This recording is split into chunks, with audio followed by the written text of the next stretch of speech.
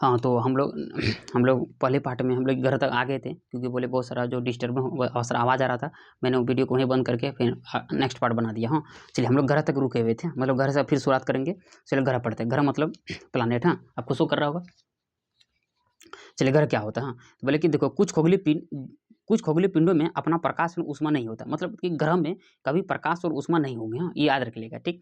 बोले कि ये एक बोले कि मतलब कि ऊष्मा और प्रकाश किस में होंगे, तो वह तारे में होंगे, ठीक। देखिए बोले कि तारों तारों के प्रकाश में क्या लिखे, बोले कि जो ग्रह होते हैं वह तारों के प्रकाश से प्रकाशित होते हैं।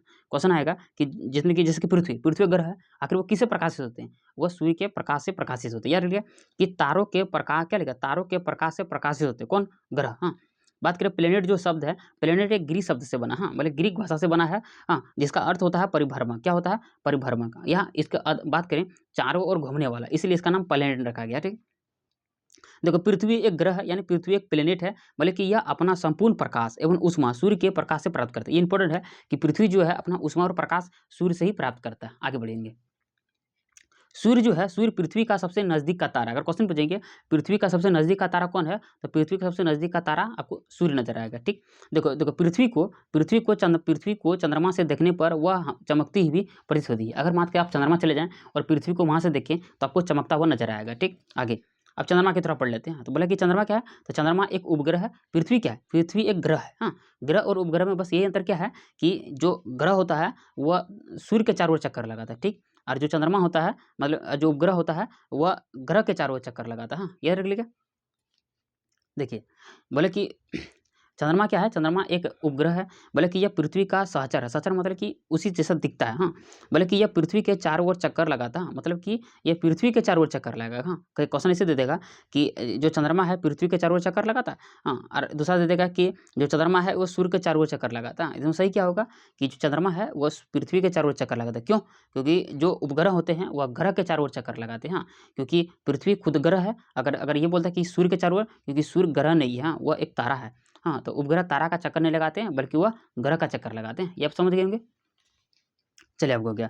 बोला कि यार जो चंद्रमा होता है, मतलब उपग्रह जो होता है, वो अपना प्रकाश सूर्य से ही प्राप्त करता है। हाँ, मतलब ग्रह हो उपग्रह हो, हाँ, या बात करें तो जितने भी जो अन्य खगोलीय पिंड हो, वो उसका जो प्रकाश जो प्राप्त करते हैं वो कहीं न कहीं सूर्य से ही प्राप्त करते हैं। आगे अब आते हैं सौरमंडल के बारे में। हाँ, सौरमंडल क्या है, बोले कि देखो सूर्य 8 ग्रह उपग्रह तथा अन्य खगोलीय पिंड जैसे कि क्षुद्र ग्रह एवं अन्य उल्कापिंड जब मिलकर एक कॉम्बिनेशन बनाते हैं तो उसको सौरमंडल कहते हैं। तो सौरमंडल में बहुत सारे 8 ग्रह मिलेंगे, बहुत सारे उपग्रह मिलेंगे। हाँ, तथा बहुत सारे अन्य खगोलीय पिंड जैसे कि क्षुद्र ग्रह, उल्कापिंड, इन सबको मिलेंगे। हाँ, इन सबको सौरमंडल कहा जाता है, ठीक। याद रखिएगा।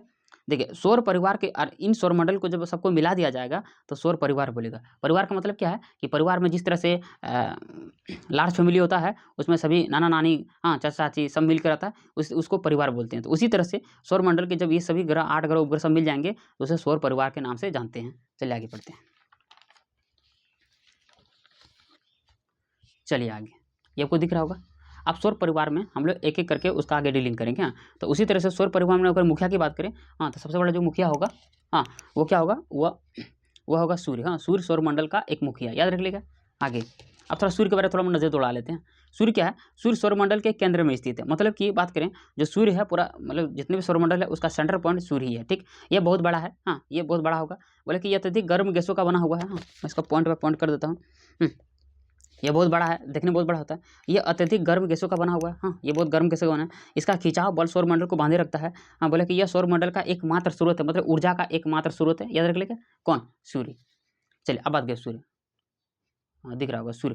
बोले कि देखो देखो सूर्य की तेज ऊष्मा को हम महसूस नहीं कर सकते। हम बताए थे पहले भी बुक में कि सूर्य की जो तेज ऊष्मा है हम महसूस नहीं कर सकते। क्यों नहीं महसूस कर सकते, क्योंकि यह सबसे नज़दीक नज़दीक का तारा होने के बावजूद भी ये बहुत दूर है। मतलब नज़दीक भी है लेकिन बहुत दूर है। कितना दूर है, वो हमसे लगभग 15 करोड़ किलोमीटर दूर है। याद रख लेगा कितना दूर है, 15 करोड़ किलोमीटर दूर है। हाँ, दूर में भी इतना दूर की सोच भी नहीं सकते। अब चलो अब आते हैं ग्रह के बारे में। हाँ, ग्रह मतलब ग्रह क्या है, हमारे सौरमंडल में कुल 8 ग्रह हैं। हाँ, जो सूर्य से दूरी के अनुसार बात करें, सबसे जो अगर यहाँ पृथ्वी में यहाँ सन बना लेता हूँ, सन। हाँ, ये सन हो गया। हाँ, ये सन हो गया। हाँ, ये सन हो गया।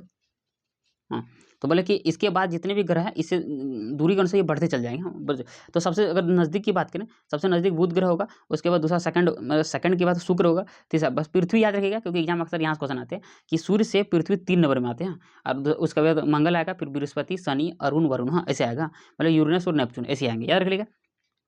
चलिए, बोले कि सभी जो ग्रह है जो सूर्य के चारों ओर दीर्घ वृत्ताकार, मतलब कहीं न कहीं जितने भी ग्रह है इस तरह से चक्कर लगाते हैं, दीर्घ वृत्ताकार में चक्कर लगाते हैं, जिसे हम कक्षा कहते हैं। याद रख लीजिएगा। अब तो खत्म हो गया, मैं दूसरा नोट्स को कवर करता हूँ। हाँ, इसको 1 मिनट वेट कीजिएगा। ठीक है, हम लोग पढ़ लिए, अब थोड़ा एक-एक ग्रह को हम लोग डीलिंग करेंगे। ये देखिए यहाँ दिख रहा होगा बुध। हाँ, अब चलो बुध को पढ़ते हैं। बुध क्या है? हाँ, आपको शो कर रहा है, ठीक। बुध क्या है? अभी हम जिस तरह से यहाँ देखें, थोड़ा मैं भी दिखाता हूँ। जैसे ये सन हो गया, सन के सबसे नज़दीक कौन है? बुध है, तो ये बुध सबसे नज़दीक ग्रह है। अब थोड़ा इसका डीलिंग करें, मैं इससे रिलेटेड और भी बहुत सारे मैं फैक्ट्स लाऊँगा, मतलब अभी देख लीजिए। हाँ, ये एनसीईआरटी के अनुसार है। हाँ, क्या बोला? बुध। हाँ, बोले कि ये सूर्य का सबसे नज़दीक है। मैं दिखा दिया, यहाँ शो कर रहा होगा कि ये सबसे नज़दीक ग्रह है, क्योंकि बुध है। हाँ, बुध जो है ये सूर्य का सबसे नज़दीक ग्रह है, ठीक। ये अपनी कक्षा में चक्कर 88 दिन में पूरा करता है और अपने अक्ष में घूर्णन 59 दिन में करता है, मतलब कि 59 दिन में करता है। हाँ, देखिए बोले अपनी कक्षा मतलब कि सूर्य का चक्कर लगाने में, तो सूर्य का चक्कर लगाने में 88 दिन और खुद अपने में ही घूमने में उसको 49 दिन का लगता है। मतलब बात करें कि बुध का एक दिन मतलब 49 दिन का होता है। हाँ, याद रख लीजिएगा। अब शुक्र आते हैं, शुक्र दिख रहा होगा। बोले कि ये सूर्य के दूरी के अनुसार से दूसरा ग्रह, ठीक से पहला ग्रह आपका बुध हो गया, दूसरा शुक्र ग्रह होगा। हाँ, ये शुक्र होगा आगे। शुक्र, हाँ, बोले कि देखो सूर्य के दूरी के अनुसार ये दूसरा दूसरा नज़दीक ग्रह है। हाँ, और आकार एवं आकृति पृथ्वी के समान है, मतलब शुक्र का जो आकार और आकृति पृथ्वी के समान है, इसीलिए इसे पृथ्वी का जुड़वा ग्रह कहा जाता है। जुड़वा ग्रह मतलब कि इसका आकार और आकृति पृथ्वी के समान है, इसीलिए इसको जुड़वा ग्रह कहा जाता है। हाँ, अब आता है प्लूटो के बारे में। ऐसे प्लूटो ग्रह नहीं है, उसको हटा दिया गया, लेकिन मैं फिर भी थोड़ा पढ़ लेता हूँ।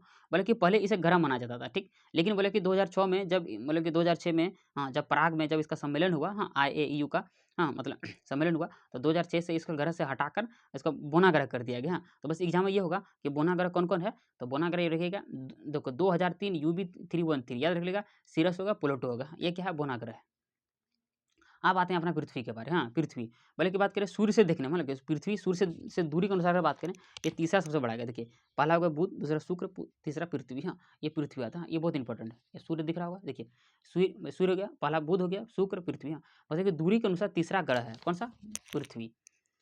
तीसरा सबसे बड़ा ग्रह है कौन सा? दूरी के अनुसार जो मतलब पृथ्वी जो है तीसरा सबसे बड़ा ग्रह, ठीक है। आकार में ये 5वां सबसे बड़ा ग्रह है, मतलब अगर बड़ा की बात करें, यह 5वां सबसे बड़ा ग्रह है। चलिए दूसरा पढ़ते हैं। देखिए हम लोग पृथ्वी पढ़ रहे थे। हाँ, पृथ्वी की बात करें, ये जो है ये ध्रुव के पास थोड़ी चपटी हुई है, मतलब कि ये पूरा थोड़ा टिल्ट हुआ, मतलब दबा हुआ है, ठीक है, चपटी हुई है।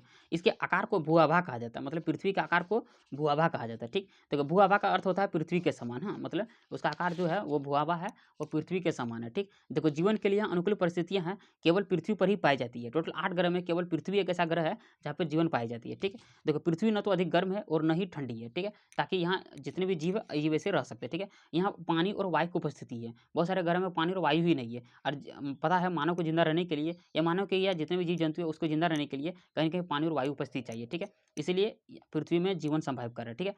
उससे पहले कि जीवन के लिए और बहुत सारे गैसेस भी इंपॉर्टेंट है, हाँ, जिसमें कि ऑक्सीजन हो गया, ये सब इंपॉर्टेंट है। उसके पहले कि पृथ्वी जो है सौरमंडल का एक अद्भुत ग्रह मतलब कि यहाँ इंसान को रहने का एक मौका मिलता है, मतलब यहाँ जीने के लिए, इंसानों को रहने के लिए एक प्रॉपर वातावरण उसको मिला हुआ है, इसलिए पृथ्वी को अद्भुत ग्रह कहा जाता है, ठीक। बल्कि अंतरिक्ष से देखने पर यह पृथ्वी नीले रंग का दिखाई देता है। क्यों दिखाई देता है? कारण ये है क्योंकि इसकी 2 सतह मतलब कि 2 तिहाई सतह पानी से ढका हुआ है। पानी से ढकने के कारण पृथ्वी को नीला ग्रह कहा जाता है। याद रखिएगा, इसलिए लिखा है कि पृथ्वी को नीला ग्रह कहा जाता है। याद रख लीजिए।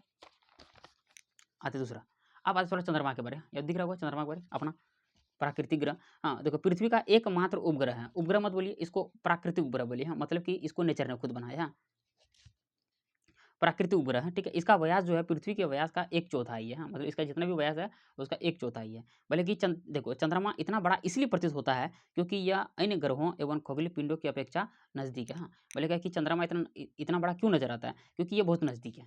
आगे बल्कि पृथ्वी से यह 3,84,400 किलोमीटर दूर है। यार ये दूरी कितना है? 3,84,400 किलोमीटर।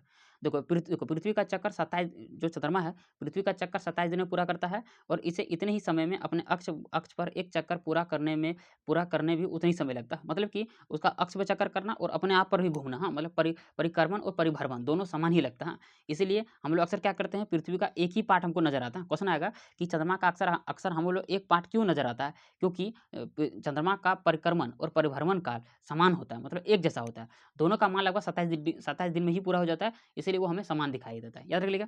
देखिए यहाँ की परिस्थितियाँ, मतलब कि चंद्रमा की परिस्थितियाँ जीवन के लिए अनुकूल नहीं है, वहाँ पे ऑक्सीजन नहीं है, रहने के लिए पानी नहीं है, हाँ, ये प्रॉब्लम हो रहा है। हाँ, दूसरा बोले कि देखिए इसकी सतह पर पर्वत, मैदान और गड्ढे गड्ढे हैं जो चंद्रमा की सतह पर दिखाई देते हैं, मतलब कि वहाँ बहुत सारे बड़े-बड़े पर्वत हैं, ये सब दिखाई देते हैं। बोले कि इसकी छाया पूर्णिमा के दिन हम लोग ईज़ी वे से देख सकते हैं। यहाँ क्वेश्चन अक्सर बनते हैं कि चंद्रमा में छाया जो बन रहा है, वो कब देख सकते हैं? तो वो पूर्णिमा के दिन देख सकते हैं। चलिए आगे बढ़ते हैं। अब एक पेज बचे हैं, उसके बाद थोड़ा और बचा होगा, मैं आपको कट कर दूँगा। चलिए क्षुद्र ग्रह पढ़ते हैं। क्षुद्र ग्रह क्या है? आपको दिख रहा होगा क्षुद्र ग्रह? हाँ, ठीक। क्षुद्र ग्रह क्या है? यह तारों, ग्रहों और उपग्रहों के अतिरिक्त असंख्य छोटे पिंड को क्षुद्र ग्रह कहते हैं। और ये क्या होता है? ये सूर्य के चारों ओर चक्कर भी लगाते हैं। मतलब तारे हो गया, ग्रह हो गया, उपग्रह हो गया, या उसके अलावा भी जो भी छोटे-छोटे पिंड बन जाते हैं, उसे क्षुद्र ग्रह कहते हैं। ठीक है? ये एग्ज़ाम बहुत अक्सर क्वेश्चन बनते हैं, ये भी आई है, वो मेरी तरफ से, हाँ। मतलब कि यह मंगल और बृहस्पति की कक्षाओं में क्षुद्र ग्रह पाए जाते हैं। ये बहुत इंपॉर्टेंट है। आगे बोले कि क्षुद्र ग्रह जो है, यह ग्रह के ही भाग होते हैं, जो ग्रह के टूटने से ही बने हुए हैं, हाँ, मतलब याद रखिएगा। अब आते हैं उल्कापिंड के बारे में। हाँ, उल्कापिंड।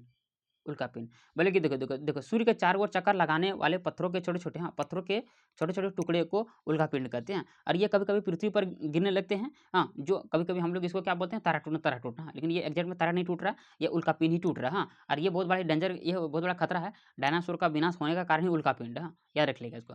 चलिए आकाशगंगा का पढ़ते हैं। आकाशगंगा मतलब तारों का समूह, हाँ, मतलब लाखों तारों के समूह को आकाशगंगा कहते हैं, ठीक है?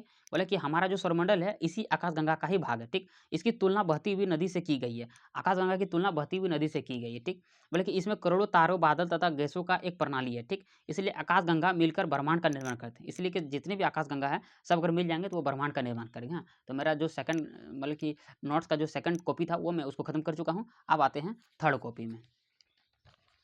लेकिन मैं चाहता हूँ कि थर्ड कॉपी को मैं सेकंड लेक्चर में करूँ, क्योंकि देखिए वीडियो फिर लंबा हो जाएगा, फिर आप भी बोर हो जाएंगे, सर इतना ज़्यादा पढ़ा देते हैं। चलिए मिलते हैं नेक्स्ट पार्ट में।